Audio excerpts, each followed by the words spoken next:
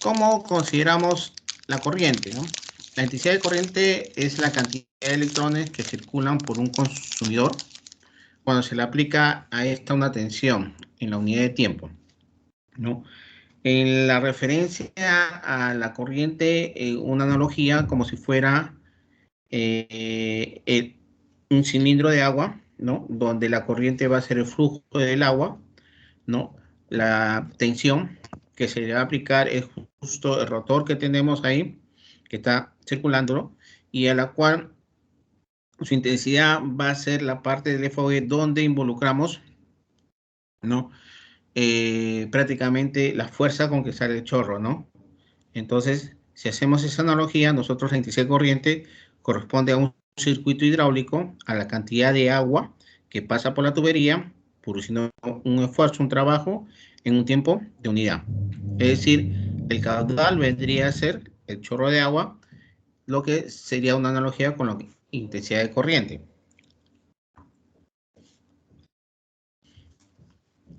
La cantidad de flujo de corriente que se va a considerar va a involucrarse con la batería, que es la fuente. Vamos a tener involucrado lo que vendría a ser toda la red correspondiente hasta el foco, ¿no? Que sería, digamos, la tubería, ¿no? Y lo que involucra esta corriente va a circular con una resistividad, ¿no? Y al cual le vamos a aplicar esta tensión hasta que el foco se ilumine, ¿no? En general, la referencia de la batería más el cable más el foco, todo eso, involucra una red de circuito, una red eléctrica, do, donde, ¿no? Tenemos involucrado que el flujo que va a correr por ese cable va a ser los electrones. Los electrones, ¿no? Van a ser los que van a considerarse toda la forma de circular en el cable, bajo la tensión que se va a dar por la batería, ¿no? Y a esta referencia va a llegar a un punto de resistividad, que viene a ser la parte de que va a contradecir ese flujo de electrones, ¿no? Y que ello va a llevar que todo ese flujo corra hasta lo que es el encendido del foco y lo que va a darse dentro de las referencias en un tiempo determinado, ¿no? Por eso la corriente eléctrica genera movimiento de carga. Si hablamos de flujo, ¿no? Y son los electrones los que se van a mover, esos son los movimientos de cargas que se van a dar, ¿no? Que matemáticamente se expresa en la idea de carga con respecto al tiempo, ¿no? Que se está trasladando. ¿En dónde? En una determinada sección del tiempo. Esta sección es la parte del conductor, ya sea el alambre de cobre, aluminio, ¿no? O el elemento que me permite que las cargas pasen directamente hacia el lugar de destino, ¿no? En ciertas condiciones, las cargas positivas, ¿no? Van a considerarse a determinadas direcciones de flujo, ¿no? Y digamos, en una posición que por lo general ponemos la dirección de flujo positivo, de carga positiva, van allá a la derecha y todo lo contrario va a ser las cargas negativas, ¿no? Que van a ser las condiciones de un flujo de cargas que van hacia la izquierda, ¿no? Por eso tenemos flujo de carga positiva, es una nomenclatura que se utiliza, ¿no? De la corriente va hacia la derecha y las cargas negativas de la corriente van hacia la izquierda.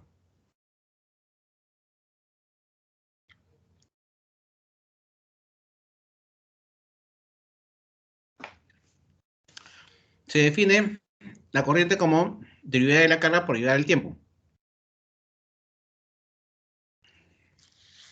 La corriente se va a medir su unidad en amperios, ¿no? Y el flujo de carga en coulomb, ¿no? Por segundo. Un coulomb por segundo es lo que comúnmente se llama al amperio. Su representación de la carga es por la letra I. Ahora,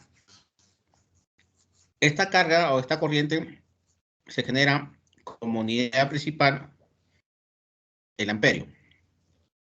Y sus múltiplos, que vendrían a ser valores menores a la unidad, el miliamperio y el microamperio. Son términos que se utilizan dentro de la representación de todos los componentes del sistema eléctrico, ¿no?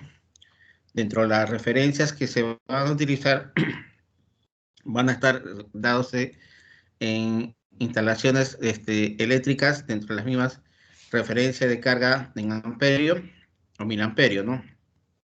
Y también en microamperios, que correspondería en los casos de miliamperio y microamperio a cargas de corrientes llamadas débiles, que en este caso se involucran aquí el flujo de corriente, donde los valores son menores que 1, que la unidad de la corriente, y que por lo general se estarían dando en aquellos sistemas que se tienen que instalar, como por ejemplo perifoneo de música, sistema de detección contra incendio, cuyas cargas siempre fluctúan en microamperios, ¿no? Eh, Tenemos involucrados algunos componentes de radiofrecuencia, un sistema de radiofrecuencia, que las cargas también están involucrándose en miliamperios, ¿no? Etcétera, etcétera.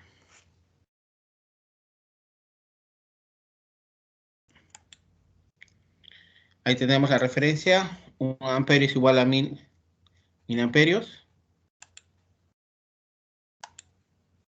y lo que es 1 amperio a 1.000.000 es referencia que 1 miliamperio es 10 a la menos 3 y 1 microamperio es 10 a la menos 6. Ahora, el instrumento que se utiliza para hacer la medición de la intensidad es el llamado amperímetro, lo cual se coloca en una evaluación de la carga en una forma serial, ¿no? De manera que la corriente pasa por su teoría del circuito y esta genera ya, digamos, una lectura de la carga que se está efectuando en la red o el circuito destinado.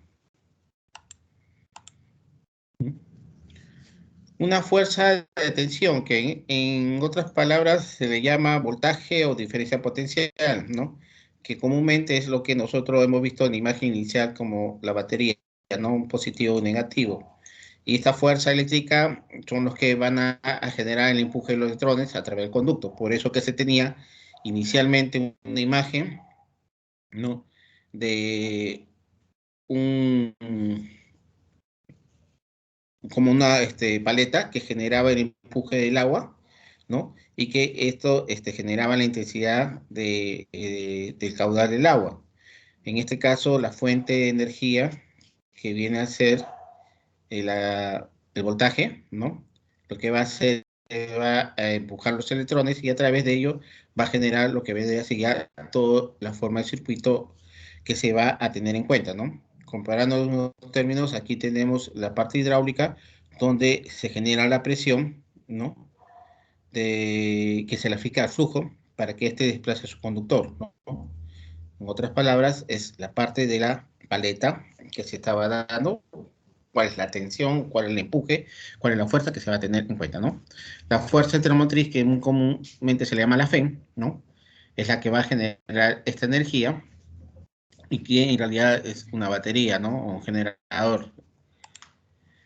Caída de tensión se pierde en los receptores, ¿no? Tenemos la batería, donde tenemos ahí la medición con un voltímetro de del voltaje, ¿no? Y donde se involucra lo que viene a ser la parte positiva y negativa, ¿no? Ese es ya en referencia inicialmente a un tipo de corriente eléctrica, ¿no? Que para este caso estamos considerando que sea constante, ¿no? Corriente eléctrica continua o constante, y a la cual comúnmente se le asocia como si fuera una batería, ¿no? Que esta batería es la que va a empujar a los electrones, ¿no? Dentro de toda la rama o circuito que se formen con los demás componentes, ¿no? Podemos definir que la tensión es un elemento general del circuito como un objeto con un par de terminales los cuales pueden conectar a otros elementos del circuito, ¿no? Los otros elementos del circuito se refieren, por ejemplo, teníamos que conecto la batería, pongo el cable y pongo un foco, ¿no? Que es un elemento de eliminación resistivo, ¿no? Que más adelante vamos a conversar esa parte de resistencia, y al cual no me permite a través de la fuerza de tensión trasladar los electrodos por el cable y tener, ¿no?, la acción elemento de iluminación.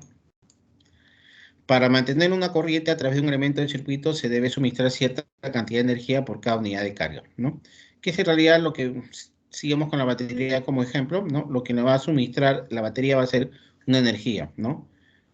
Una unidad de carga determinada, ¿no? Que viene a 100 amperios, ¿no? Pero ese tiempo de transmisión, o la etapa de transmisiones, va a depender mucho del tiempo de uso, del tiempo de manejo de la carga, ¿no? Ahora, se dice que los terminales existen diferencia potencial o tensión eléctrica, ¿no? La medición de lo que es positivo o negativo en los borroneras de esta batería son las que se llama diferencia potencial, ¿no? Esta diferencia potencial es la que va a considerarse el voltaje, que comúnmente es el trabajo requerido para mover una carga a través de la red, ¿no? Y obviamente que la unidad de medición es la tensión, que viene a ser la letra B, ¿no? Y ahí tenemos que la unidad de medida megavoltio, mayor que lo que es un voltio, kilovoltio, ¿no? Y que son llamados mega 10 a la 6, kilo 10 a la 3, ¿no? 1.000.000 y 1.000 en K. Y que son los valores representativos que se van a tener en cuenta para toda la que es una transmisión externa de electricidad, ¿no? Por lo general se habla en kilovoltios dentro de lo que es media tensiones, y cuando son altas tensiones se habla de megavoltios, ¿no? Y sus múltiplos menores que milivoltios y microvoltios, que son valores 10 a la menos 3 y 10 a la menos 6, y que también se habla en equipos de radiofrecuencia, en equipos de dispositivos de, ¿cómo se llama?, contra incendio, ¿no? Y prácticamente en toda la parte, el aspecto de la electrónica.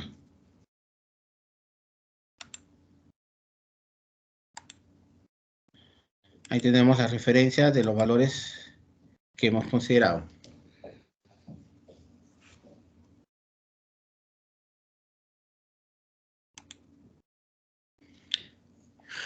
Como se dijo, en la parte de lo que es medir la corriente en amperios es el amperímetro, que su ubicación dentro del circuito vendría a ser una forma serie, ¿no? En cambio, en el voltaje, la medición es con el voltímetro, y que su condición de evaluación o medición es en paralelo, ¿no? Es decir, colocando los dos puntos en la borronera, ¿no? Y ahí es donde se involucran los puntos que se pueden dar, ¿no?, de diferencia potencial, o los puntos, bueno, los puntos de diferencia potencial que se pueden involucrar ahí, o la tensión que se va a dar, ¿no? O sea, yo coloco en los puntos positivos y negativos de una batería el elemento que es voltímetro, inmediatamente me va a dar las condiciones de medición, ¿no? Si por A por B, o en otras palabras, los puntos tenemos de batería más y menos, y pongo la medición que me da valor negativo, quiere decir que los conectores que de evaluación y de medición están inversamente, ¿no? Y me dan la lectura, pero en valor negativo.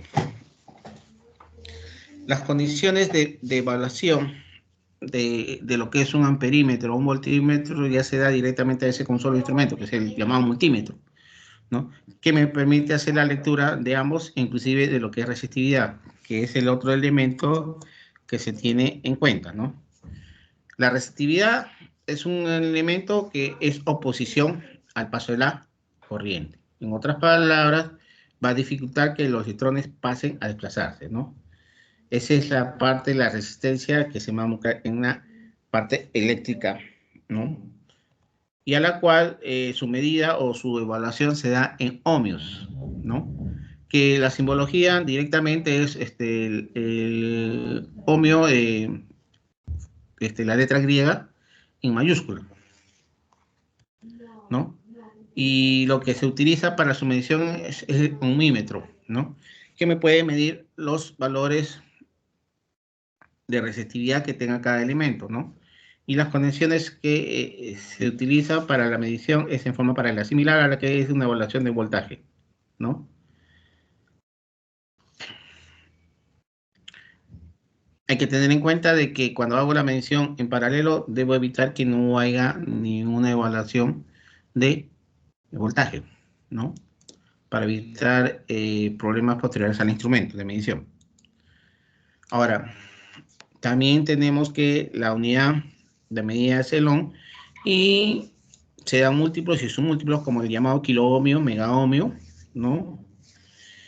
Y submúltiplos como son el miliohmio y microohmio, ¿no? Tenemos las referencias correspondientes, ¿no? Ya sabemos que el término mega es 10 a la 6, kilo 10 a la 3, mili 10 a la menos 3 y micro 10 a la menos 6. Ahora, de hecho, el componente resistencia, voltaje y corriente son los tres elementos que se asocian totalmente en la evaluación de lo que es el circuito eléctrico, ¿no? Y las asociaciones o agrupaciones de las resistencias son las que van a permitir, como dice una instrucción, a la carga por motivos de consideración de efectos Joule, uno para proporcionar calor, dos para disminuir la carga eléctrica, ¿no? Y tres, se consideraría aquellos elementos que tienen resistividad, pero hacen un funcionamiento de algunos componentes, ¿no? La resistencia en sí se puede asociar de dos formas, ¿no? Y a la vez generarse una tercera combinación mixta, ¿no? Tomando en consideración la asociación en serie, que es la primera que vemos, la cual la resistencia R1, R2 y R3 están continuadas unas a otras, ¿no? Y cuya equivalencia de esta resistencia es la suma de ellos, ¿no? Esto lleva a que si tengo resistencia menores, su resistencia total sea mayor a cada una de ellas, ¿no? Porque es una suma directa de cada una de las resistencias, ¿no? Y su intensidad de corriente va a ser menor. ¿Por qué? Porque va a haber un componente que es la parte resistiva que se va a poner al flujo de los electrones, ¿no? Y a la vez va a generar, digamos, que mayor obstáculo para que los electrones circulen en la red, ¿no? Por eso la resistividad total de un circuito en serie, como es el caso que tenemos, es igual a la suma R1 más R2 más R3, es decir, la resistencia total. Y como dije, si tiene el valor 10, 10 y 10, cada una de estas resistencias, la resistencia total sería 30. Un valor mucho mayor, ¿no? A cada uno de estos componentes resistivos. La otra forma de asociación es en paralelo. En esta parte del circuito tenemos dos puntos comunes para cada una de las resistencias, ¿no? Y en el cual ya la sumatoria va a ser todo lo contrario a lo anterior. Si generaba un valor mayor, a medida que voy incrementando la resistencia, va esto disminuyendo, ¿no? En esta situación, la resistencia se genera una suma de fracciones, va a generarse una inversa, ¿no? Es decir, un terminal a otro va a sumarse en una forma inversa. Este tipo de montaje, ¿no? Como dije, va a permitir que la corriente pueda fluir mucho mayor, puesto que va a haber menor oposición. El valor de la resistencia va a ser menor a cada una de ellas.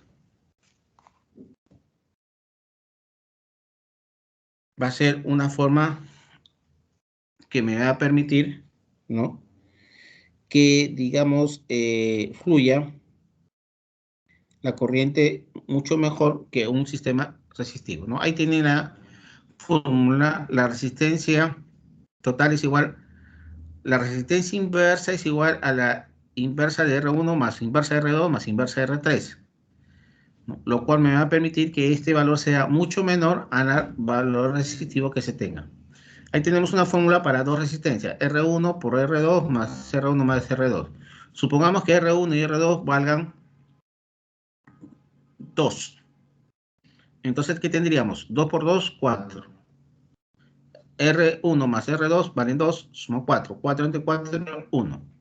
El total de esas dos resistencias va a ser 1, mucho menor a sus valores iniciales que tenía R1 y R2.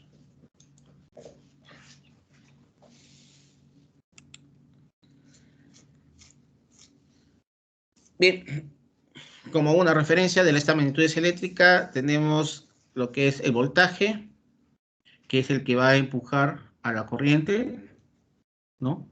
Que en otras palabras van a ser los electrones, lo que se van a mover, y las magnitudes que se va a tener en cuenta va a ser el voltaje, que es representado por la letra V, V, ¿no? Y en el cual se le considera como una fuerza electromotriz, o la FEN, o diferencia potencial. La corriente, que viene a ser la intensidad, y la que es representada por la letra I, y con unidad es el amper, ¿no? Y la resistencia, que es representada por R, y su unidad es el ohm, ¿no? Y los aparatos de mediciones, como hemos dicho, voltímetro, amperímetro y ohmímetro, ¿no?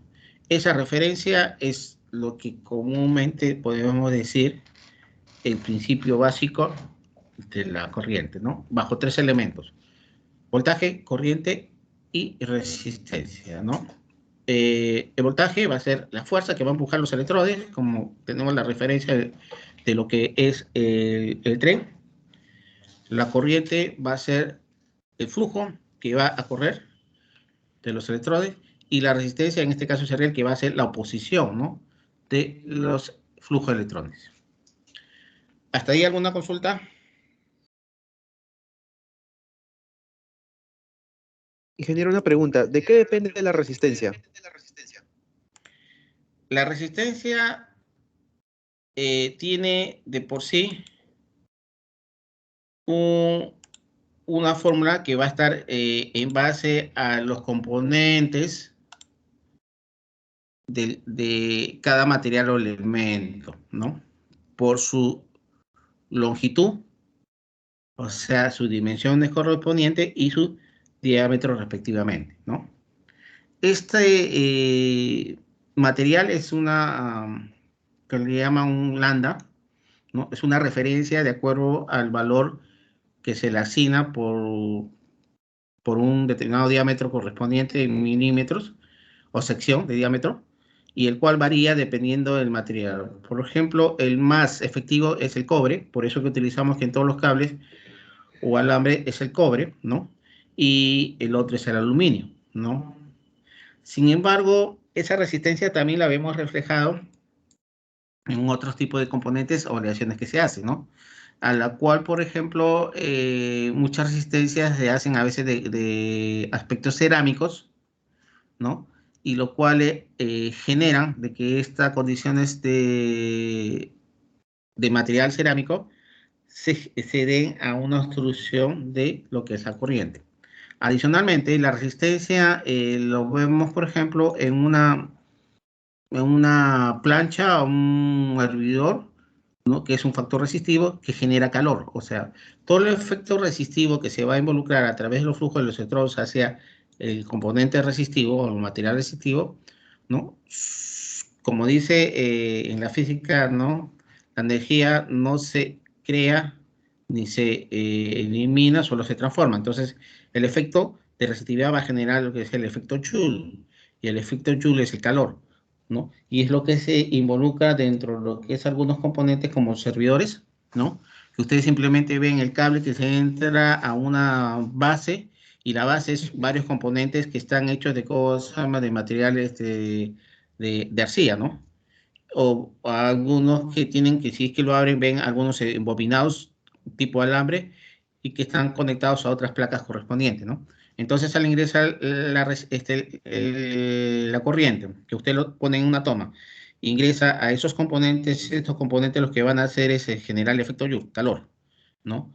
Y eso van a generar que la base que está en la parte superior, que viene a ser, en este caso, el calentador o el hervidor que ponen, ¿no? Va a absorber todo ese calor y va a generar, ¿no? Lo que viene a ser el hervidor de agua o la cafetera o la plancha eléctrica, etcétera, etcétera, ¿no? ¿Alguna otra consulta?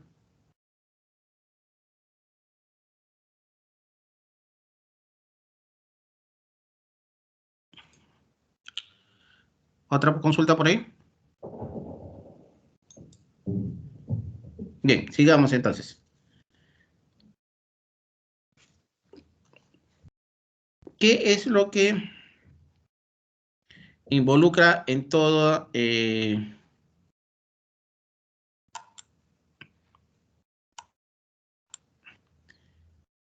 ecuación o en toda fórmula del sistema eléctrico?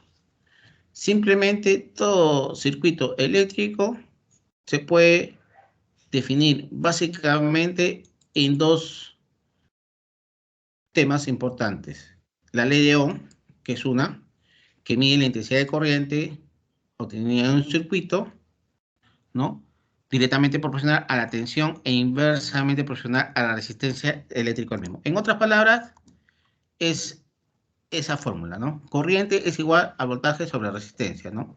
O si algunos lo que deducen es que voltaje es igual a corriente por resistencia o resistencia igual a voltaje sobre corriente, ¿no? Simplemente es una ley de Ohm. Que esta ley directamente involucra a los tres componentes que hemos mencionado, ¿no? El voltaje como fuente, la corriente, el flujo de electrones y la resistencia, la oposición a los electrodos. Estos tres, ¿no? Dan lo que comúnmente es la ley de Ohm, ¿no? Y que me va a generar, ¿no? El llamado circuito eléctrico, en el sentido que yo tengo involucrado lo que es el voltaje, ¿no? Con la FEM. En este caso, estamos mencionando que el voltaje es 12 voltios, la corriente, 2 amperios, ¿no? Y a la cual me permite calcular cuál es la resistencia que se va a oponer, ¿no? A esa condición de voltaje con resistencia. Perdón, voltaje con corriente.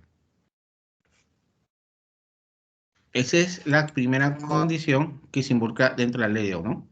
Por lo general, nosotros vemos la representación que viene a ser R, ¿no? Mediante este símbolo de la figura que tiene parte inferior, ¿no? Y a la cual fluye la corriente que representaba la fecha con I y la referencia que al correr, al surcar y sobre la resistencia me va a generar el voltaje V, ¿no? Una representación que se va a tener siempre en todos los esquemas o gráficas de circuitos eléctricos y a tener en cuenta, ¿no? Ahora, las interconexiones de dos o más elementos simples en un circuito se llama red eléctrica. En ese sentido, yo tengo involucrado que la resistencia, el voltaje y la corriente me va a formar una red eléctrica, ¿no? Si hay un camino cerrado, llamamos circuito eléctrico. Si la red contiene menos de un elemento activo, se llama reactiva. Si no, se le llama red pasiva.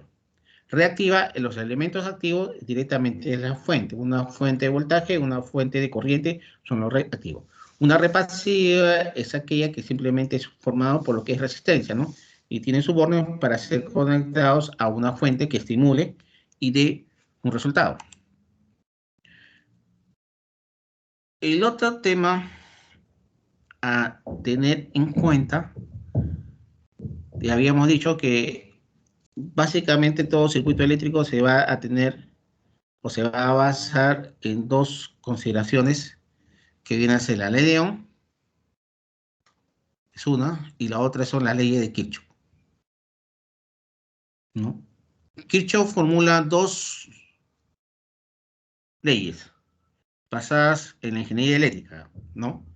Y en el cual se utiliza mucho dentro de el desarrollo de los circuitos eléctricos, aplicando lo que vendría a ser la ley de conservación de energía, ¿no? En este caso, se tiene la primera ley del Kirchhoff, que se basa en la primera ley eléctrica en conservación de la energía potencial, ¿no? Y a la cual manifiesta que en cada malla, o sea, hemos dicho que todo esto es una red de circuito.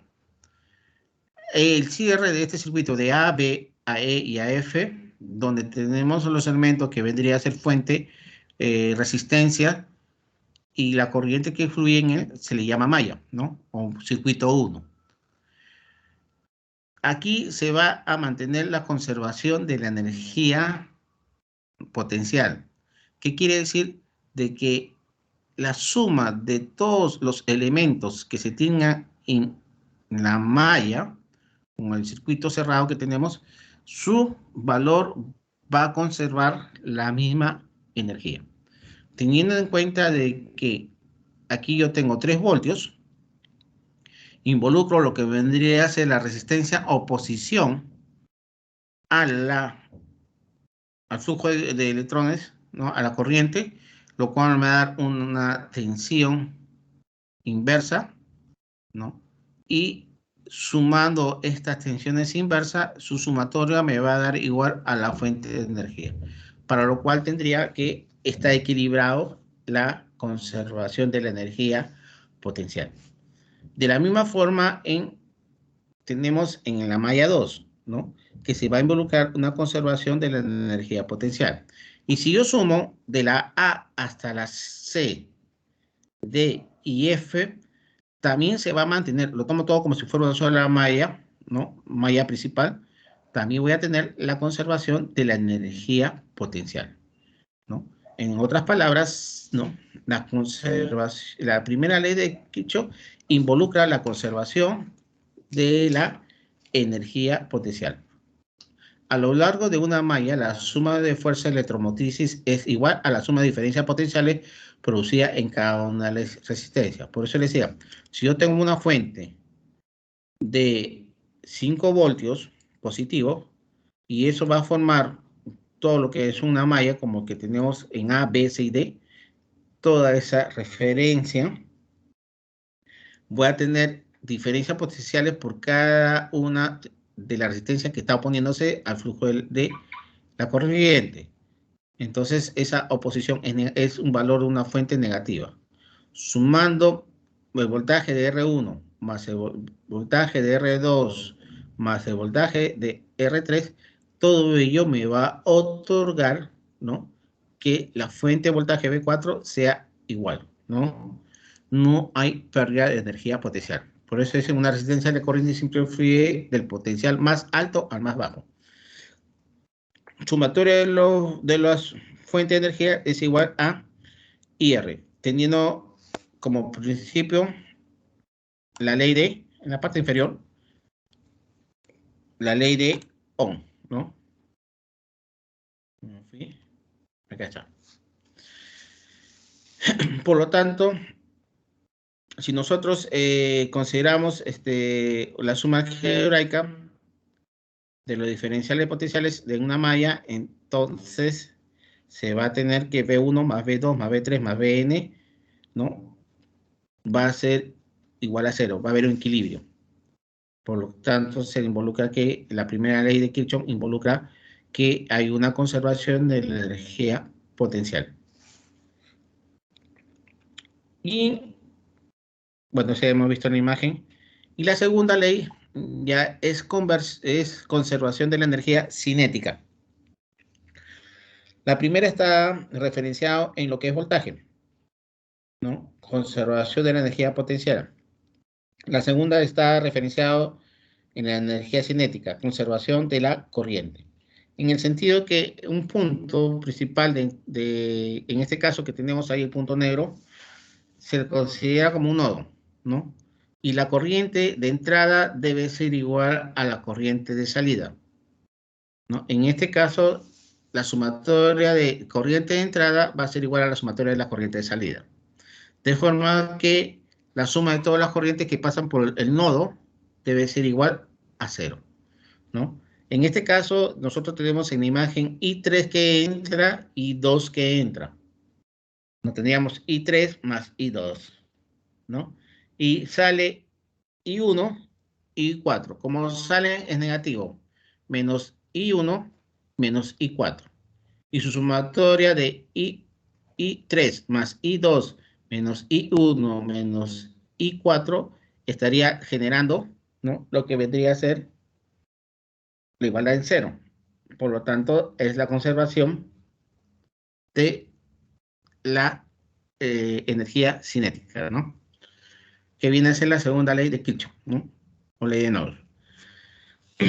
Para este caso, tendríamos que involucrar de que la ley de Ohm, donde tengo que voltaje es igual a corriente por resistencia, y la ley de Kirchhoff, o la ley de Kirchhoff, primera y segunda ley de Kirchhoff, son las fórmulas básicas, ¿no?, o las ecuaciones básicas que se da en cada uno de los circuitos eléctricos, ¿no? Con estas tres ecuaciones que se dan, ¿no?, prácticamente se tiene desarrollado en un circuito de corriente directa todos los pormenores que se pueden presentar en los cálculos de un circuito eléctrico.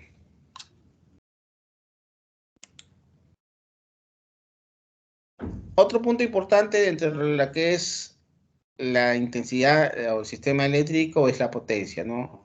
Que al final, en cuenta, la potencia está midiéndose como la operación de voltaje por corriente, ¿no? Y que su unidad es el vatio, o llamado el watts, ¿no? Y en el cual esta energía, ¿no?, que se da es la que constantemente se evalúa, ¿no? En el sentido de que es la que se tiene en consideración en cada uno de los equipos eléctricos, electrodomésticos, ¿no?, o tener en cuenta en las transmisiones que se hacen, ¿no? Cuántas potencias que se consume directamente, y dentro de las mismas evaluaciones de carga se toma en consideración el valor de la potencia que se va a tener, ¿no? Cada componente o elementos que se tiene dentro de un hogar está evaluándose de acuerdo a la potencia que suministra, ¿no? Desde un foco de luz que se tiene cuánta potencia se tiene en consideración, ¿no?, hasta un televisor que también involucra cuánta potencia consume, correspondiente a cada uno de los componentes eléctricos, ¿no?, o electrodomésticos que se den en un hogar, ¿no? Y asimismo, dentro de lo que vendría a ser un equipo, ya sea a nivel industrial o comercial, ¿no?, se está tomando en cuenta la potencia que se toma en consideración, ¿no? Ejemplo de potencias, por ejemplo, ahí tenemos 3 amperios, 2 voltios en la fuente, y su potencia está dada a 6 watts, ¿no? Igual forma, podemos hablar de que tengo un voltaje inverso, menos 2 voltios, y corriente inversa, menos 3 amperios, ¿no? Y la potencia va a ser 6 watts, ¿no? En el caso de que tengamos corriente inversa, menos 5 amperios, y voltaje 4 voltios positivos, su potencia va a ser menos 20 watts, ¿no? Eso no quiere decir que es negativo, sino que va a ser un valor contrario, el flujo, mejor dicho. La referencia de los valores inversos en corriente, si el valor de corriente es negativo, quiere decir que el flujo está inverso a la dirección que uno le ha propuesto, ¿no? De igual forma, si el voltaje es inverso, quiere decir que su flujo de medición está inverso a la propuesta que se ha dado, ¿no? No digamos que existe valores así negativos, ¿no? Sino siempre vamos a tener los valores negativos que me van a presentar que, en otras palabras, si decimos, si la flecha la apunté al lado derecho, y me salió valor negativo, quiere decir que tengo que cambiar la orientación del caso, ¿no?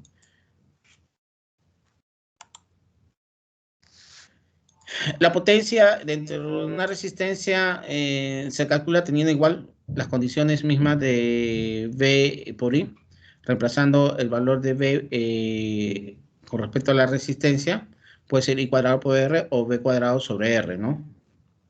Esas condiciones son simplemente cambiando los valores del voltaje y la corriente, el V y el I, con la fórmula de ley de Ohm, ¿no?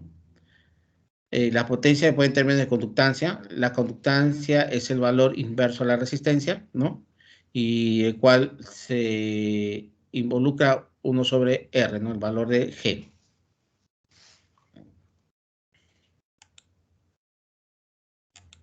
Bien. Es importante tener en cuenta que la unidad de medición de la potencia es el watt, y el cual se involucra que un watt es igual a un voltio por un amperio, ¿no? Y son los valores que se van a tener en cuenta siempre en cada uno de los elementos, sobre todo cuando uno quiera sacar la demanda de carga, ¿no? Va a tenerse en consideración lo que es la potencia correspondiente.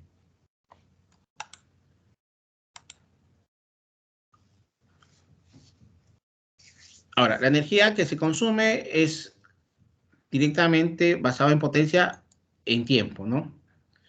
Por alta energía, si ustedes ven su recibo de luz, ¿no? Le indica cuánto es la potencia que se ha consumido por hora, kilowatts por hora, ¿no?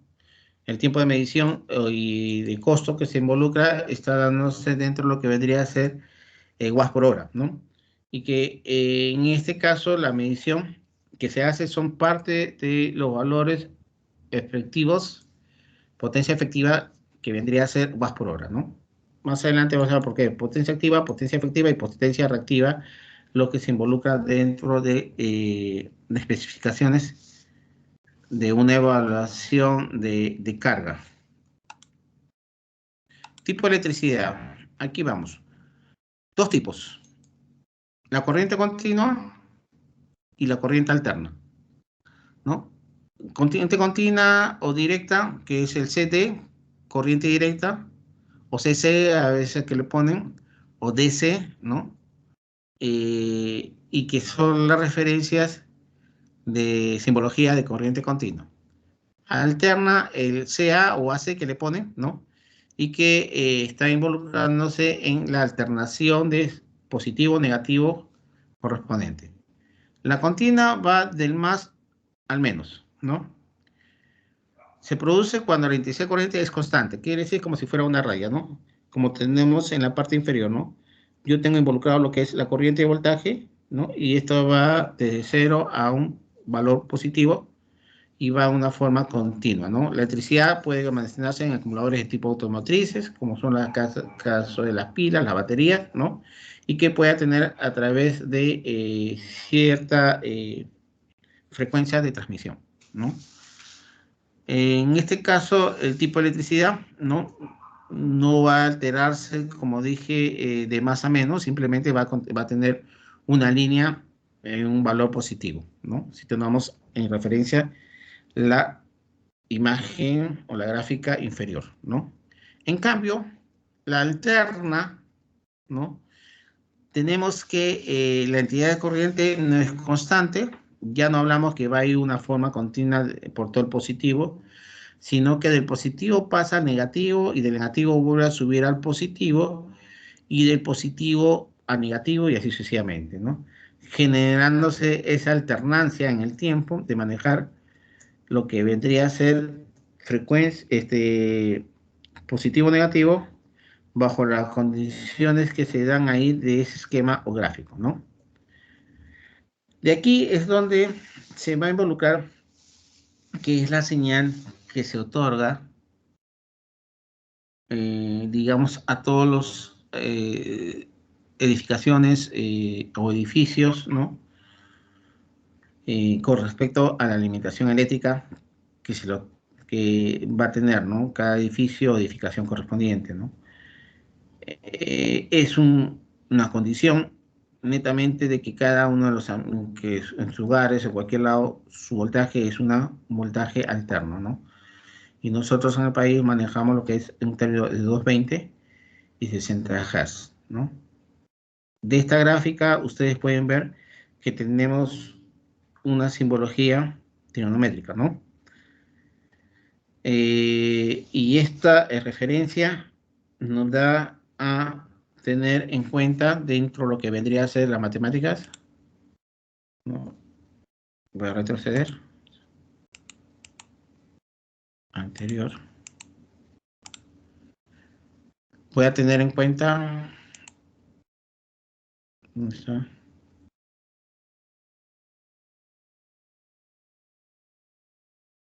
Puntero.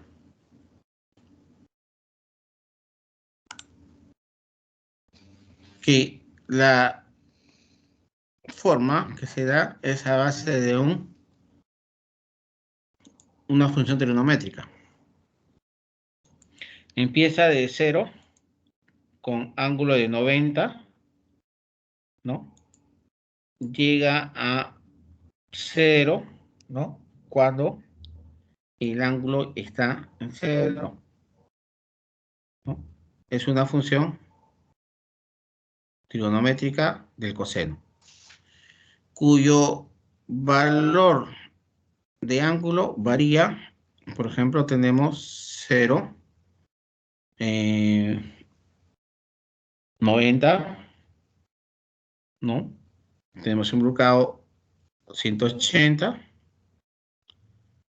y 360, ¿no?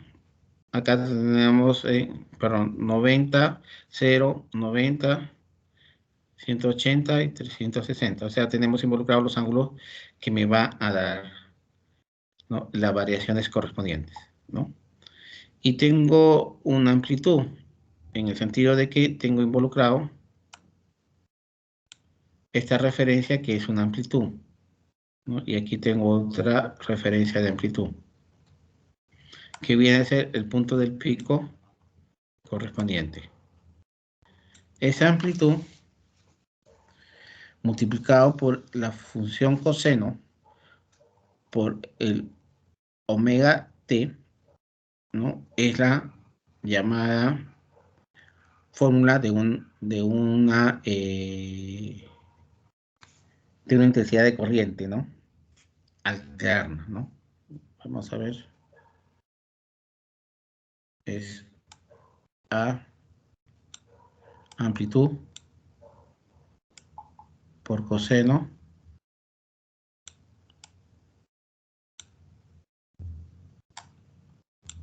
de omega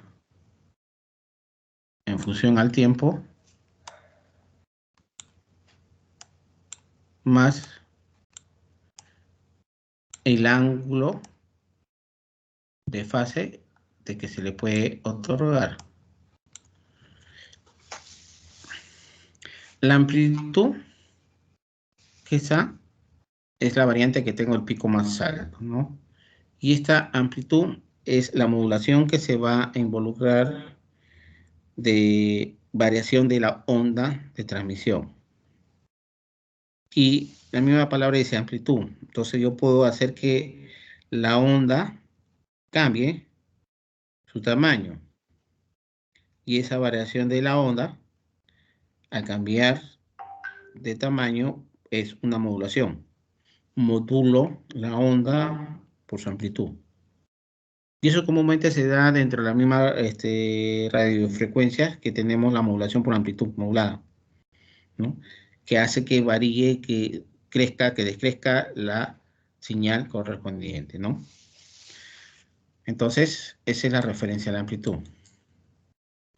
Omega t viene a ser en el tiempo. Omega viene a ser inversa del periodo, ¿no? ¿Por qué? Porque yo tengo un ciclo que empieza en 0 y termina en este otro punto y se genera un ciclo, ¿no? Ese ciclo que se da en el tiempo, de aquí a acá, ¿no? Es lo que comúnmente se llama ¿no? Frecuencia modular, ¿no? O en otras palabras, él le llama inversa del periodo, ¿no?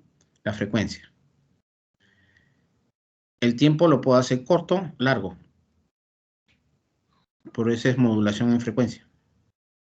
Y ustedes en la radio han oído lo que es FM, que viene a ser frequency modulation, modulación por frecuencia. Al hacer que la onda sea más corto o más largo, ¿qué quiere decir? Que estamos modulando su frecuencia, ¿no? Es por eso que nosotros cuando hablamos de la frecuencia, por ejemplo, decimos nuestra línea de alimentación eléctrica es 220 voltios, quiere decir que ese es un valor que estamos estabilizando. No son los picos, por favor, ¿no? Los 220 voltios no es pico, sino es un voltaje eficaz. Más adelante lo vamos a conversar, ¿no? Y a la vez te dice que es 60 Hz. ¿Qué quiere decir? Que ya el tiempo de respuesta de un lado a otro lado es de 1/60, ¿no? Que es el tiempo que se va a dar, ¿no? 1/60 está involucrándose el tiempo de una cresta hacia otra cresta, ¿no?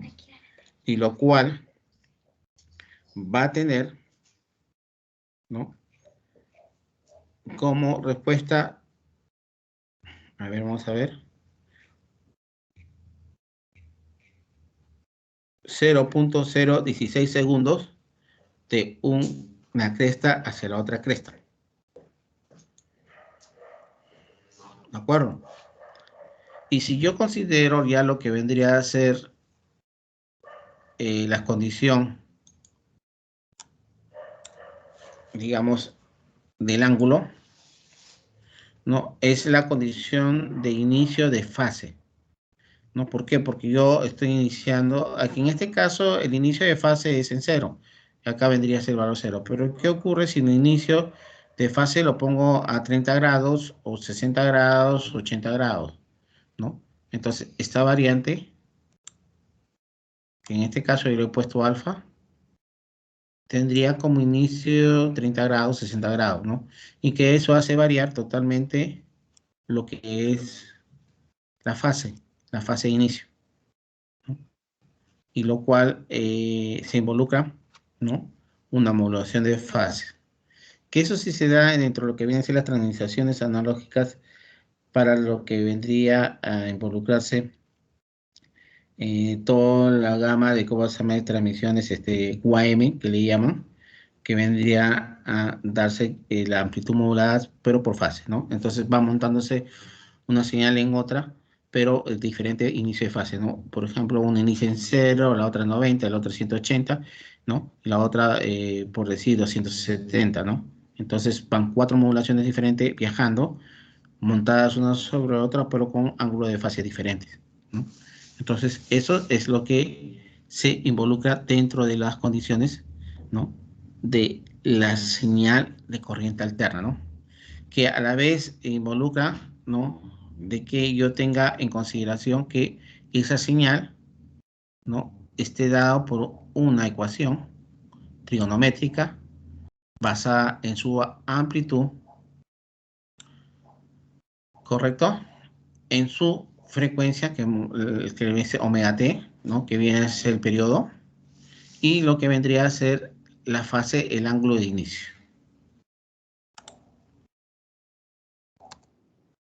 El esquema eléctrico que se presenta está dándose en consideración, ¿no? Por ejemplo, queremos saber cuánto es el tipo de esta resistencia en serie, como un repaso. Tenemos involucrado que R1, R2, R3 y Rn, por estar en serie, va a ser una sumatoria. Y lo cual la resistencia total va a ser representada por una sola y que es equivalente simplemente a juntar o sumar cada una de las resistencias, ¿no? Y este valor resistivo va a ser un valor mucho mayor con respecto a cada una de las resistencias que ha tomado. ¿Por qué? Porque es la suma de todo, ¿no? Y la suma de todas genera un valor mucho mayor que cada uno individualmente, ¿no?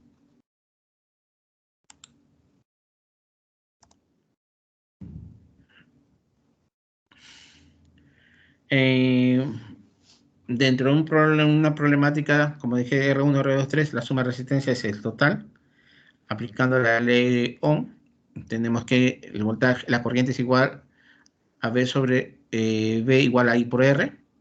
Si tengo lo que es V y no tengo I, la corriente, pero tengo el valor resistivo, puedo calcularlo directamente bajo la expresión de V sobre I sobre R, ¿no? Tomando en consideración que ya tengo una resistencia equivalente, que viene a ser la sumatoria de todo, y el voltaje que se puede otorgar, ¿no? Si tuviéramos que calcular la que corresponde a la potencia que se da en el circuito, simplemente es multiplicar el valor de V, ¿no? Por I, o tomando en consideración el valor de la V al cuadrado sobre la resistencia equivalente, ¿no? Aplicamos las fórmulas, simplemente, ¿no? Para poder tener los valores dentro del circuito a considerar. En este ejemplo se dice que resistencia 1 es de 3 ohmios, resistencia 2 es de 2 ohmios y resistencia 3 de 4 ohmios, ¿no? El cálculo de resistencia equivalente equivale a 9, sumado 3 más 2 más 4, ¿no? Tengo 9 ohmios. Y de este cálculo de la suma, ¿no? Se puede obtener que, teniendo en consideración que el voltaje es 12 voltios y la resistencia total es 9, podemos tener en cuenta, ¿no? Un valor de corriente, que en este caso vendría a ser 2 entre 9, 1,33 amperios, ¿no?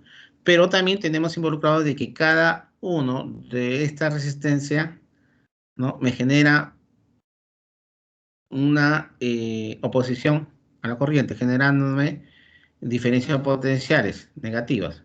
Por lo tanto, como ya sabemos que la corriente es todo el circuito, va a correr por igual la corriente, no se va a cambiar en todo el circuito. Entonces tendríamos que B1 sería igual a I 1.33 por el valor resistivo y me daría 3.9. B2 I por R2 1.33 por 2, 2.66 y I3 por I, que sería 1.33 por 4, 5.32. A la sumatoria de todo el valor me va a generar los 12 voltios, que sería el equivalente a los 12 voltios que me da la FEM, ¿no? Acá tenemos 11,97. Obviamente que lo fijamos a 12, ¿por qué? Porque como los valores son, se dice, hemos solamente considerado dos decimales, ¿no? Entonces, por eso se aproxima a 11,97. Pero equivalente se va a dar con referencia que va a mantener la suma total de los valores resistivos, el valor de 12 voltios, ¿no? Y lo cual da a conocer la conservación de la energía potencial, ¿no? Que viene a ser la primera ley de Kirchhoff, ¿no? El cálculo de la corriente está involucrándose en la ley de Ohm, ¿no? Y el cálculo de las tensiones que se encuentran en cada resistor aplicando la ley de Ohm, pero asimismo me cumple con la primera ley de Kirchhoff, ¿no? Conservación de la energía potencial. ¿Alguna consulta hasta ahí?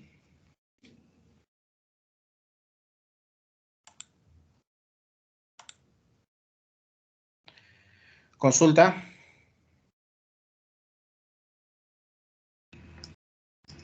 Profesor, disculpe, Sí.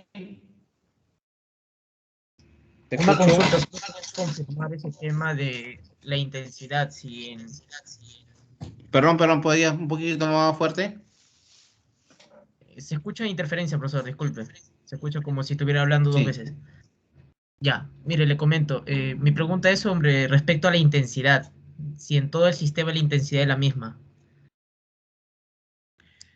La intensidad es la misma dentro de cada uno de los circuitos o mallas a utilizarse, ¿no? Si yo tengo involucrado diferentes cantidades de mallas, estas intensidades pueden variar.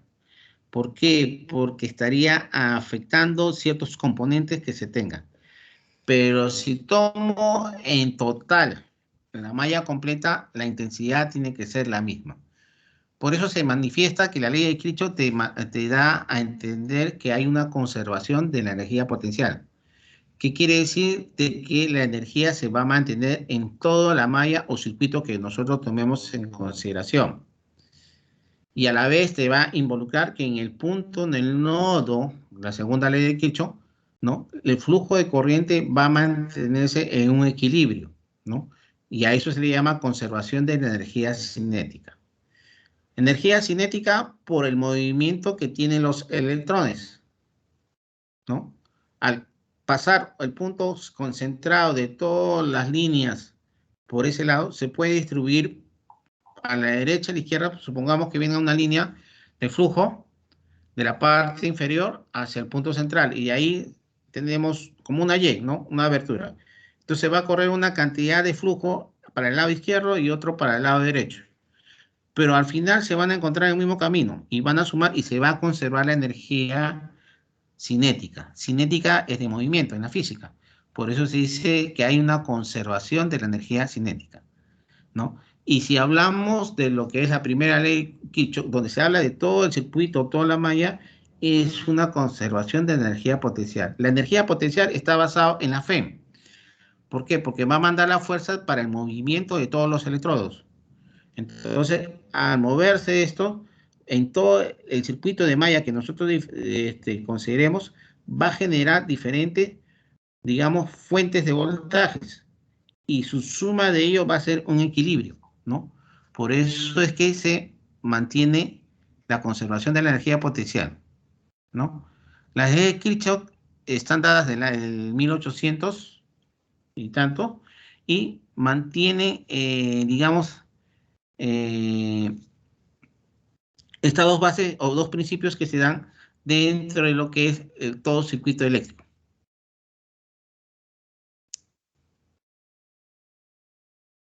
¿Alguna consulta más?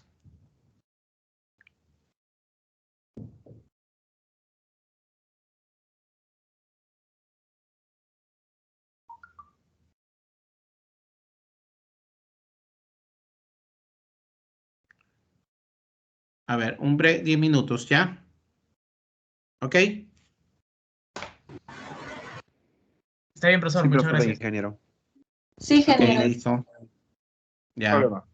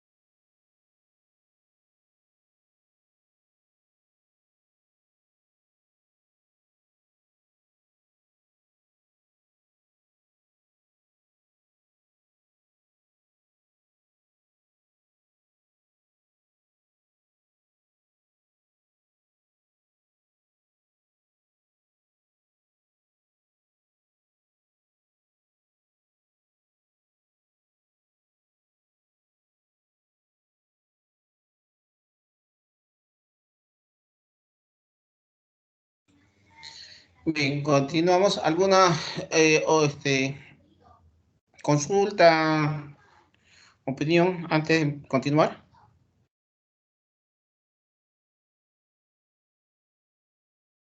¿Ninguno, chicos? No, profesor.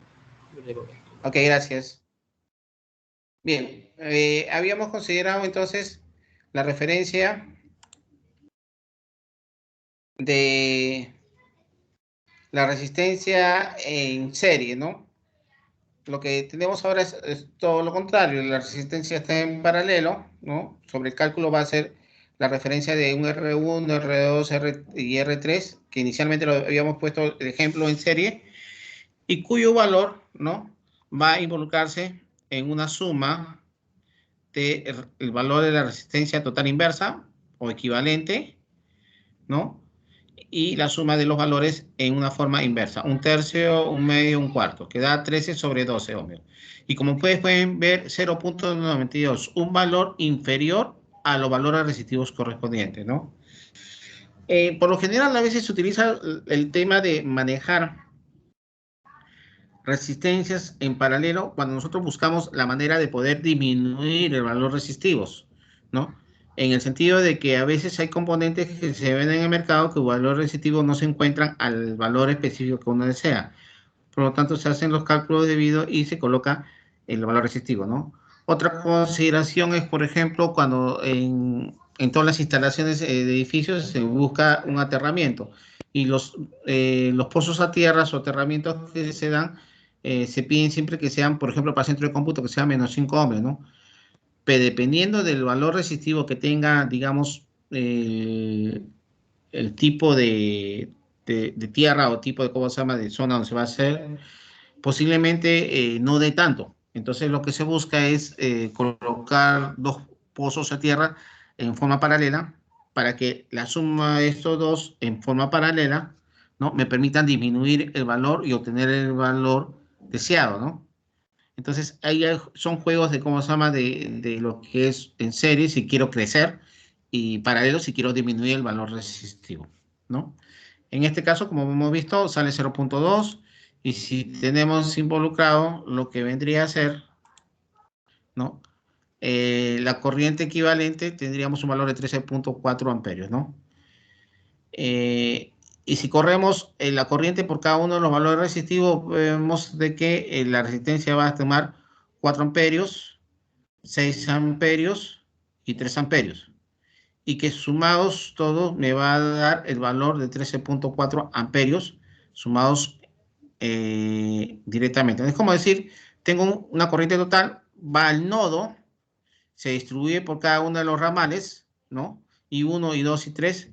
La corriente total es 12 y se distribuye por I1, I2 y 3. Y la suma de esta corriente me va a involucrar, ¿no?, que los valores sean 13, similar a 13.4, ¿no? Obviamente que se ha retirado, trabajamos con dos cifras, ¿no? Y los valores se aproximan a las cantidades, ¿no?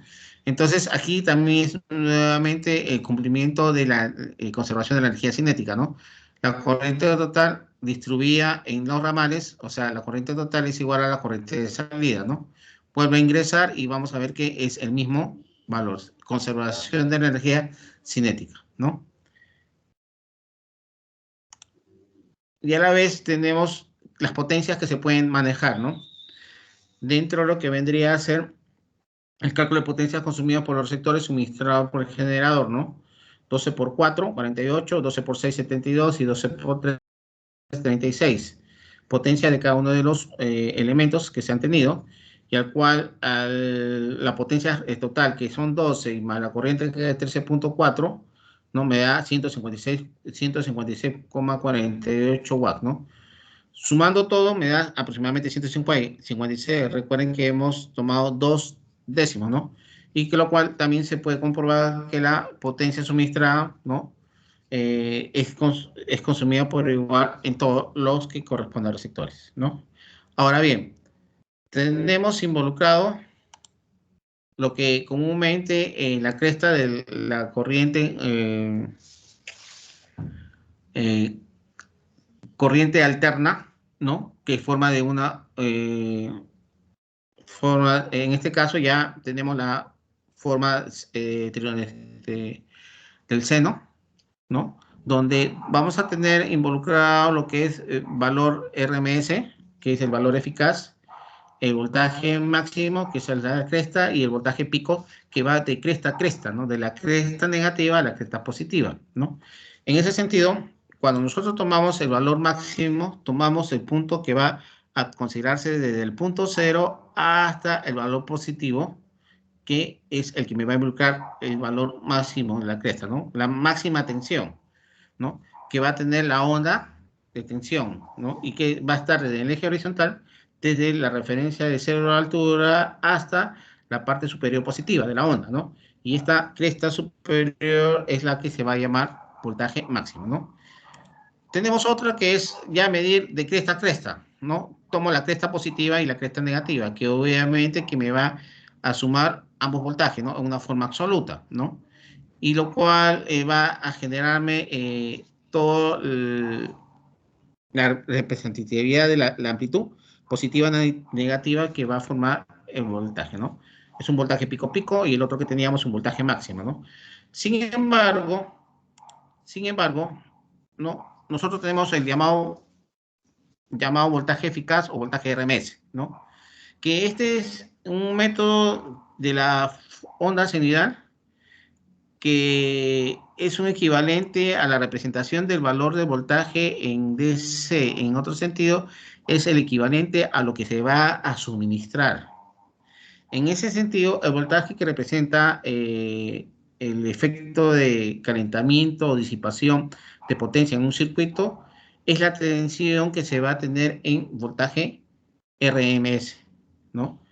En esta referencia de acá, nosotros tenemos lo que es VRMS, que va a ser la consideración de 0,17, que viene a ser raíz sobre 2, raíz cuadrada de 2 sobre 2, ¿no? Que me va a dar 0,7071, en referencia al voltaje máximo. Por eso está la imagen acá. Yo tengo mi voltaje máximo, que hemos visto que es del punto 0 hacia la cresta, y esto lo vamos a multiplicar por raíz de 2, ¿no? Sobre 2, o raíz cuadrada de 2 sobre 2, y a la cual me va a dar el valor correspondiente a las condiciones de calentamiento, disipación de la potencia en circuito con la tensión que se da. ¿Qué quiere decir? De que nuestra tensión de voltaje que tenemos, digamos, en domicilio, se involucra a 220 voltios. Ese valor es un valor eficaz, un valor RMS, lo cual involucra de que nuestro valor cresta de pico que se da en la tensión es de 377, ¿no? Y esto se involucra dentro de lo que vendría a ser la tensión pico que se otorga dentro de la línea. Pero nuestro consumo va a ser involucrado un valor máximo de 0,0771, ¿no? La información del cálculo de valor eficaz está dándose bajo este tipo de ecuación, que en este caso no quiero entrar a él, sino sin embargo es necesario tener en cuenta de que cómo es que se puede obtener el raíz de 2 sobre 2, ¿no? Simplemente aplicando las ecuaciones de integración, teniendo en consideración que la onda es una función trigonométrica correspondiente a coseno de amplitud, valor máximo, voltaje máximo por coseno del ángulo por T, ¿no? Por eso está involucrándose lo que es la diferencial de T, ¿no? Y que a la vez me va a involucrar una tensión continua, constante, que se va a tener en cuenta en todos los alimentaciones de los equipos, ¿no? Y recalco que ese es el voltaje que utilizamos, ¿no? Nuestro voltaje 220 a 60 Hz es el valor eficaz que se tiene de la línea de transmisión. Bien, pasemos a algo que es importante también tener en cuenta, que corresponde a lo que es la potencia, ¿no? La potencia, estamos considerando en 3 tipos de potencia: aparente, activa y potencia reactiva, ¿no? ¿Cómo lo vamos a entender? En esta referencia de gráfica, también sacado, muy ilustrativa, ¿no? Donde dice que la potencia aparente es todo el vaso lleno, ¿no? Y toda la potencia activa es la parte del líquido, ¿no? Y la potencia reactiva va a ser todo lo que viene a ser la espuma. Obviamente de que el vaso se llenó tomando en consideración la activa y la reactiva, o sea, el líquido y la espuma, ¿no? Sin embargo, lo que es útil, ¿no? O lo que se va a tomar en consideración es el líquido, más no la espuma. Por lo que esta espuma, ¿no? En otras palabras, que es la potencia reactiva, va a simbolizar que no es útil dentro de la medición, ¿no? Volviendo al cuadro anterior, tenemos en esta referencia un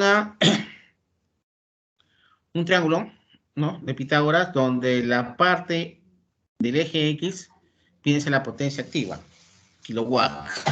Esta potencia activa es la que se toma en consideración dentro de, por eso dice potencia útil, ¿no? Que hemos visto en el vaso, se toma en consideración en las mediciones del hogar que se hace. ¿Por qué? Porque nuestros equipos, caso televisor, caso de que una radio, una computadora, se mide en watts, ¿no? Y lo cual está involucrándose, ¿no? Directamente hacia el eje X. Y el eje Y tenemos lo que es la potencia reactiva, ¿no? Que se mide en var. Es voltaje amper reactivo, ¿no? El var significa voltaje amper reactivo, que es la parte que se genera, ¿no? O que consumen, está en la parte inferior, ¿no? Los motores, transformadores, los aparatos que tienen eh, bobinas, en otras palabras, ¿no? Enrollado y que genera un campo electromagnético, ¿no? Como el caso también de los fluorescentes antiguos, ¿no? Que se generaban a través de lo que vendría a ser un reactorcito, ¿no? Y que estos involucraban todo lo que era una acción de una potencia reactiva, ¿no? Todo esto que se consume está involucrándose a lo que corresponde a la potencia reactiva, ¿no? Que al final esto, digamos, no es parte de la referencia digamos, de mal consumo o de mala consideración dentro del cobro de utilidad que utiliza uno dentro de una edificación, ¿no? Sin embargo, yo tengo involucrado también la aparente que viene a ser la suma de estas dos, ¿no? Tenemos involucrado lo que es la suma vectorial de la potencia activa más la potencia reactiva y lo que me da aparente, ¿no? Que si bien kVA, que viene a ser kilovolt ampere, ¿no? O volt ampere, ¿no? Los nombres de lo que es voltaje y corriente, volt, corriente ampere, volt ampere, lo que sería esa potencia aparente, ¿no? ¿Qué ocurre? Cuando nosotros adquirimos, por ejemplo, un estabilizador, se quieren comprar en su casa, su domicilio, dicen un estabilizador. El estabilizador cuando se lo vende dice kVA, 1 kVA, 2 kVA. Entonces, ¿qué significa eso? Que estamos comprando una potencia aparente, que está consumida o está dada por la potencia activa y la potencia reactiva, ¿no? Tengo un ángulo acá que es coseno ese es lambda, ¿no? Pero, ¿qué tengo involucrado? De que si este coseno se hace cero, ¿qué quiere decir? Que esta potencia reactiva baja. Si este ángulo tiende a disminuir, la potencia reactiva tiende a decrecer. Llega un momento que el coseno, el factor de coseno, ¿no? Que vendría a ser el factor de potencia, ¿no? Tiende a ser 1, o sea, el ángulo es 0. Por lo tanto, no existe potencia reactiva y todo vendría a ser una potencia activa. Entonces, Recuerden, factor de potencia es el ángulo que va a ser el coseno. Si yo digo que se involucra lo que es la potencia aparente, o sea, un estabilizador tiene un K y un factor de potencia 0.8 u 80%, que algunos le mencionan así. Entonces, ¿cuánto es la potencia activa? Simplemente, para yo poder tener en cuenta el valor, es multiplicar la potencia aparente por el 0.8. Por lo tanto, yo tendría 800, ¿no? Ya no tendría 1000, por ejemplo, que es un K, 1000. Ya no tendría 1000, sino tendría 800 watts de uso. Y si yo lo quiero, y yo quisiera conectar el equipo a varios artefactos que la suma me da 900, ¿no? Algunos dirían, bueno, no, si tu producto es para 1000 de potencia y la suma de tus equipos va a 900, no puede funcionar. No. Lo que van a hacer es conectarlo y va a volar el equipo. ¿Por qué? Porque simplemente el factor de potencia te avisa de que es para un 80%, o sea que solamente funcionaría a 800 watts. Y al incrementarle 900, ¿no? Estamos, como se dice, sobredimensionando la carga y el equipo va a volar, ¿no? Y por lo tanto, no era lo que uno pensaba, ¿no? Es por eso de que se tiene involucrado dicha gráfica y figura donde uno dice, ¿no?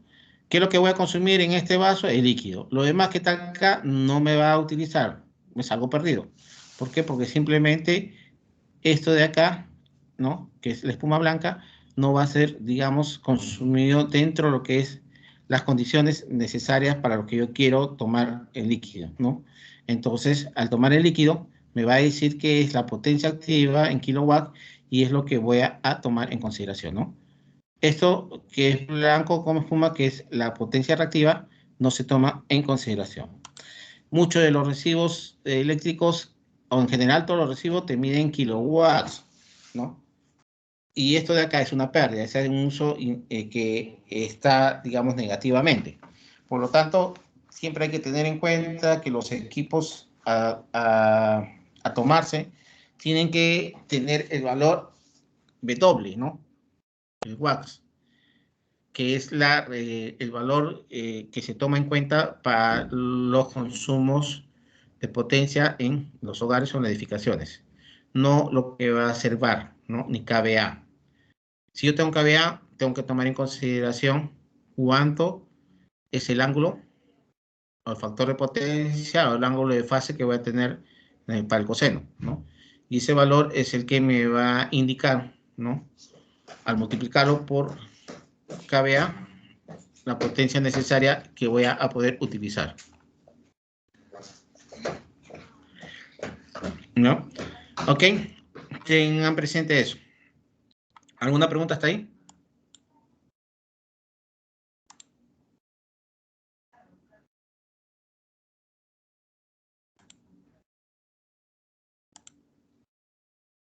¿Alguna consulta?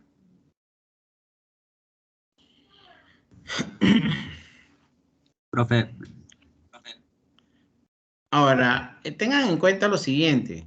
Cuando ustedes tienen que tomar en consideración la evaluación, digamos, dentro de lo que es una edificación, los valores que ustedes le tienen que entregar su especialista, o sea, el ingeniero eléctrico, va a tener que ser dentro de los estándares que se va a manejar, ¿no? Mucho se confunde en la parte de potencia con lo que es VA, ¿no?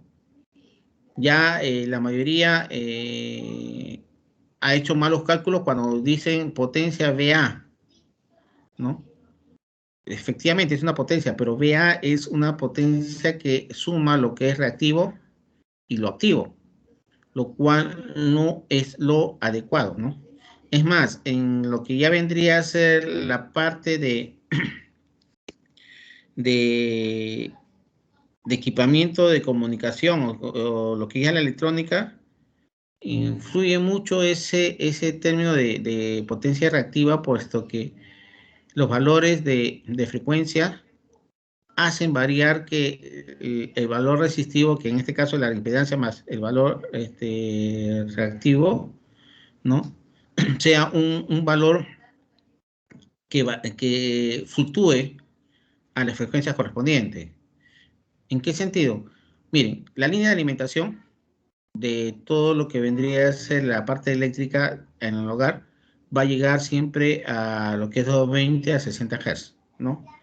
A medida que, y eso lo vamos a ver en la siguiente clase, a medida de que, ¿cómo se llama?, que sale del generador de la hidroeléctrica o cualquier tipo de, ¿cómo se llama?, generación que se dé, va a ser en mega voltios. Va a bajar a media tensión a kilovoltios y así sucesivamente va bajando hasta llegar hacia el hogar, ¿no? Por la frecuencia va a mantenerse un valor menor, ¿no? O sea, tengo alto valor en lo que es la parte de voltaje y valores de frecuencias menores, ¿no? Muy diferentes en la parte de la electrónica, ¿no? Por eso ahí se le considera circuitos de corrientes débiles. ¿Por qué? Porque el voltaje va a ser no más de 12 voltios o 24 voltios, ¿no? Y va a tener de representación frecuencias altas. Por ejemplo, la computadora, ¿no? La computadora internamente, los componentes internos que tienen los procesadores, todo trabaja a voltajes mucho menores, ¿no? Milivoltios, ¿no? O valores que su condición de voltaje, ¿no? No pasa de 1 voltio o de 5 voltios, algunos componentes.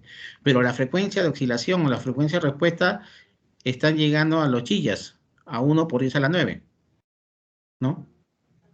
Si hablamos de lo que viene a ser todo lo que corresponde a la red de comunicación de datos, ¿no?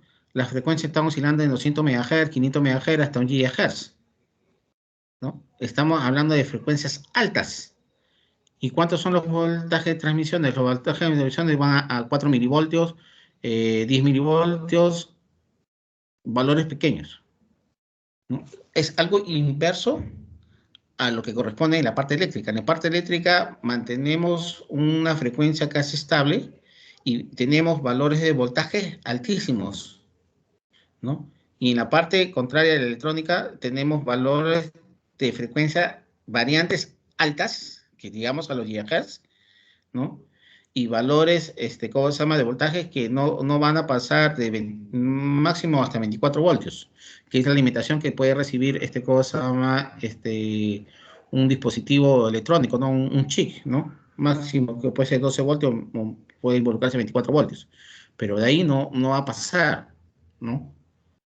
Entonces, ahí hay gran diferencia que da. Por eso se le llama a veces esa parte de circuito de corrientes débiles. ¿Por qué? Porque lo que se va a generar ahí es un tema de, ¿cómo se llama?, de variante en frecuencia, ¿no? Y la complejidad viene a ser en la parte electromagnética, ¿no? Que viene a ser, como se dice, lo que va a inducir, ¿no? O sea, como los voltajes son menores, la inducción electromagnética genera armónicos, o sea, fluctuaciones de voltajes, así como formas general, que se van a montar encima y van a ser variantes en la lectura de la información. ¿Por qué? Porque como ya me bandearon, la amplitud es varios y son menores valores pequeños, entonces ahí genera lo que es datos erróneos, ¿no?, de transmisión, ¿no? Y ahí se tiene que tomar en cuenta lo que vendría a ser evitar ciertas inducciones electromagnéticas de acuerdo a las cargas eléctricas que se dan, ¿no? Y eso ya tiene el llamado efecto EMI, ¿no? Y ya tiene, digamos, respuesta en las distancias que se tienen que tomar en las construcciones o canalizaciones de algunos componentes de la electrónica y la eléctrica, ¿no? Y son cositas que se presentan en el campo dentro de la misma construcción, ¿no? Por eso le dije inicialmente la semana pasada, ¿no? No solamente tenemos la parte eléctrica dentro de las canalizaciones y la parte electromecánica de sus canalizaciones, sino que actualmente se está dando las condiciones necesarias de canalizaciones en todo el edificio que se involucran la electrónica, ¿no? Y que las canalizaciones tienen que ser diferentes a la parte eléctrica, ¿no? Y para eso ya tenemos lo que vienen a ser los llamados edificios green, ¿no? Que vienen a ser los sistemas de automatizaciones que se van a involucrar, ¿no? Que son controles del sistema eléctrico, controles de, ¿cómo se llama?, automatización de los ascensores, ¿no? Es decir, está asociado la electrónica con la mecánica, ¿no? A través de lo que es hardware y software para que permitan hacer estos controles y variantes correspondientes, ¿no? Los sensores detectores de humo, de sensores de, ¿cómo se llama?, que se están involucrados totalmente en muchas cosas, variantes, ¿no? El que ve un carro, por ejemplo, moderno, ve que hay diferentes tipos de, ¿cómo se llama?, de automatización que tiene y controles, ¿no? Sensores de velocidad, sensores de temperatura, sensores de variante, ¿cómo se llama?, de aproximación, sensores de seguridad, ¿no? Variantes, informaciones que se dan a través de los componentes electrónicos y que eso se está tomando en condiciones, ¿no?, de que hay edificios que lo toman, ¿no?, por seguridad, por medida de seguridad, por medida de, ¿cómo se llama?, de cubrir ciertas condiciones de controles y ahorro energéticos, ¿no?, etcétera, etcétera, ¿no? Es por ello de que esas condiciones lo vamos a tener en cuenta dentro de las explicaciones técnicas que se dan, ¿no?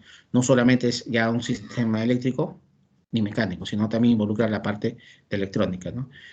Y en base a eso también otro punto que se involucraría ahí es sanitaria, pero en este caso usted ya tiene un curso de información sanitaria donde predomina más lo que es las acometidas correspondientes, ¿no? Porque la parte eléctrica puedo cambiar de canalización de rutas, ¿no? Y puedo cambiar de cosa de dimensiones correspondientes, pero en la parte sanitaria no, ya es difícil por las pendientes que se tiene y por las cotas que se dan, ¿no? Bien, señores, ¿alguna pregunta?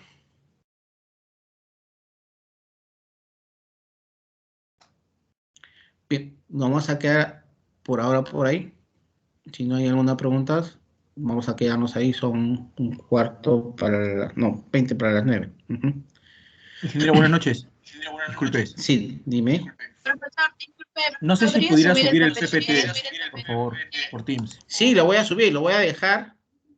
El PPT lo voy a colocar dentro de la misma plataforma del Team. ¿Ya? Ya, ahí lo voy a tener en consideración. ¿Ya? O sea, ahorita terminando la clase lo estoy subiendo, ¿no? Y ahí lo van a tener. O sea, todas las informaciones que se van a dar, la única plataforma que tenemos es el Team para que ustedes lo pueden bajar. No hay problema. ¿Ok? ¿Alguna otra consulta? Gracias, profesor. Sí. ¿Listo? ¿Nos quedamos ahí entonces?